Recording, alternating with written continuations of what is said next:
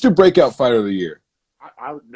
Not a bad choice at all. I completely agree with that. All right, man, and I'll let you start this one off because mine is pretty succinct. Like, I have a pretty, open shut case for who I pick, and I'm dying to hear who you pick. And read your nominees. Right, okay, so there's Ian Gary, obviously standout from Ireland, kind of bringing that Conor-type swag at a bigger weight. You have Paddy Pemblett, once again, Conor-style swag, Liverpoolian guy, Scouser as he'd call himself. Had a sick fight, too. I honestly almost put him up for Chin of the Year after seeing him eat some of the shots that he ate. But I haven't seen it enough from him. You know what I mean? So I didn't want to put him up there yet.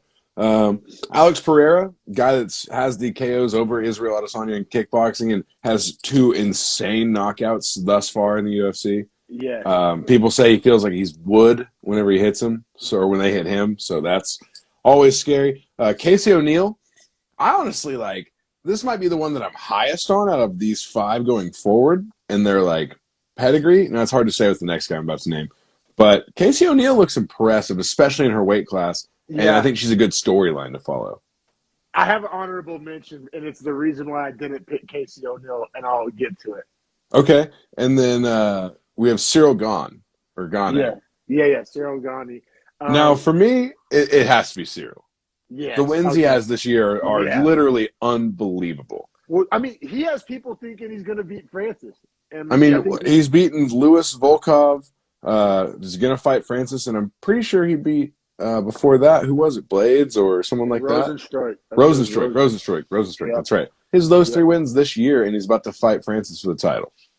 That's a who's who. That's some pellet. That's a crazy 3 wins. He looked on the wall. And he looked so good in all 3 wins. I rewatched Gane Volkov. Looked great in that fight. And Volkov looks really good now, too. I think that even speaks more to Gane is that Volkov looks really good right now. So for him to beat Volkov the way he did was wow, this guy's pretty legit. Yeah. I also agree. We're in lockstep here. Gane by a pretty wide margin.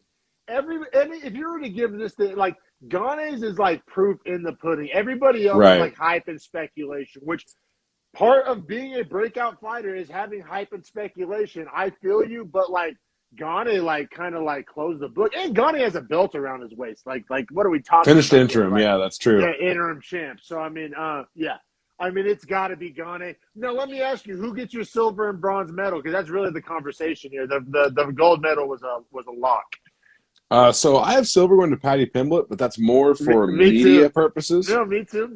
I'm right there. Okay, yeah, and then right there with you. And then for me, the bronze either is going to be, man, I have trouble with it. I'm probably going to go Ian Gary. You know who my bronze is? I literally wrote this down. I wasted ink to write this down. I wrote doesn't matter. That's facts. Facts. But that's a great assessment because I just molded over. I was like, well, it could be any of the 3 of them. I don't know. So funny that that's why I had to mention that. I actually wasn't even going to mention it, but then that was your answer, and I was like, that was my answer too. Essentially, all right, there was Gane, there was Pemblett, and essentially there was everybody else. Maybe 2 honorable mentions here. Yanez, I think, did a lot for himself this year. Absolutely. And then on the women's fighter, I alluded to earlier that the reason why I did not pick O'Neill, you know who? Rodriguez? No. Oh, great pick, Blanchfield. Oh, I love me some Blanchfield. I love Nut Riding. I can see Rodriguez and Blanchfield being on this list as well. Yeah, honorable mentions. So I mean, this is a hard one to even narrow down as a category, but at the same time, doesn't matter at all because Gane. It was Gane. I mean, Gane checked every single box. Marketable, looks great in the cage, has a fantastic skill set that's well-rounded, is really big and muscular, makes the weight easy. Has impressive wins. Has an interim title. Exactly. He's gonna look small when he fights Francis. I guarantee it. Which is gonna be weird. He's a one of one. He's a one of one. For better or for worse. Whether so is Francis. So I mean, who's one of one is better. But he's just something we haven't seen just from the movement, the lightness on the feet, the hand speed, the cardio. Goddamn. So yeah, no, it was Gane. Breakout fight of the year. We both agree on that one.